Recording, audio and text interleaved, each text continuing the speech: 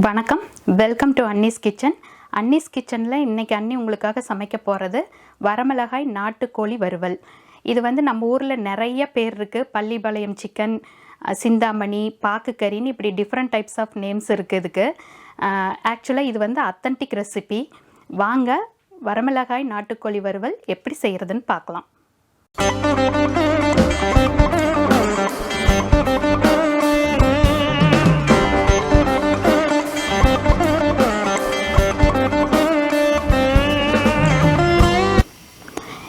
வரமிளகா நாட்டுக்கோழி கறி செய்கிறதுக்கு ஒரு இரும்பு வடைச்சட்டி எடுத்தாச்சு. அதில் எண்ணெய் ஊற்றிக்கலாம். கொஞ்சம் எண்ணெய் கொஞ்சம் நிறையா தான் ஊற்றிக்கணும். இதுக்கு கடுகு போட்டுக்கலாம். இப்போ கடுகு பொரியுது. நம்ம இப்போ கருகாப்பிலை போட்டுக்கலாம்.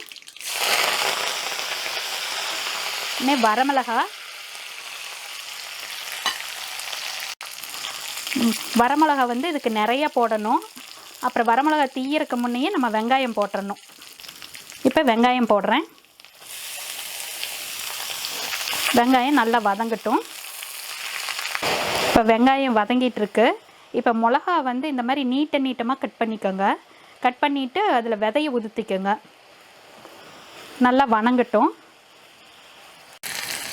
இப்போ வெங்காயம் பாருங்கள், நல்லா இந்த மாதிரி வதங்கிடணும். அது வரைக்கும் வெயிட் பண்ணுங்கள். வதங்குறதுக்கு முன்னே போட்டுறாதீங்க சிக்கனை. இந்தளவுக்கு வதங்கிடட்டும். இப்போ சிக்கன் போட்டுக்கலாம். சிக்கன் நாட்டுக்கோழி 1 kg எடுத்து வச்சுருக்கேன். இந்த மாதிரி குட்டி குட்டி பீஸாக கட் பண்ணிக்கணும். எவ்வளோ சின்னதாக கட் பண்ணுறீங்களோ அவ்வளோ நல்லாயிருக்கும். அதையும் போட்டுக்கலாம். போட்டு நல்லா மிக்ஸ் பண்ணி விட்டுடலாம்.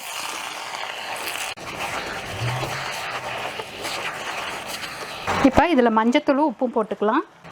மஞ்சத்தூள் கொஞ்சம், உப்பு. இதோட அளவு எல்லாமே இன்க்ரீடியன்ட்ஸ்லேயும் லேபிள்லேயும் இருக்குது. அதை பார்த்துக்கோங்க.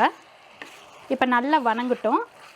வரமிளகாய் கோழி வறுவலை இரும்பு வடைச்சட்டியில் தாளித்து செஞ்சோம்னா ரொம்ப நல்லாயிருக்கும்.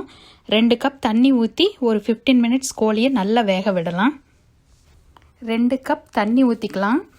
மூடி வச்சு ஒரு 15 minutes வேக விடலாம்.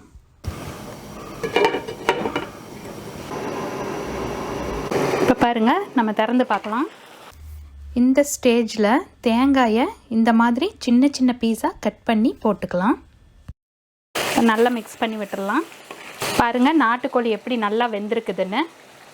இப்போ இன்னும் கொஞ்சம் ஒரு 10 minutes நம்ம சிம்மில் வச்சுருந்து ஆஃப் பண்ணிடலாம். கொஞ்சம் நேரம் சிம்மில் இருக்கட்டும். பாருங்கள் எப்படி ரெடி ஆகிடுச்சுன்னு. நாட்டுக்கோழி வறுவல் ரெடி. பாருங்கள் எப்படி நல்லா வந்திருக்குதுன்னு. இதை சுட சுட ரைஸில் போட்டு சாப்பிட்டோம்னா ரொம்ப சூப்பராக இருக்கும். வாங்க சர்வ் பண்ணிடலாம்.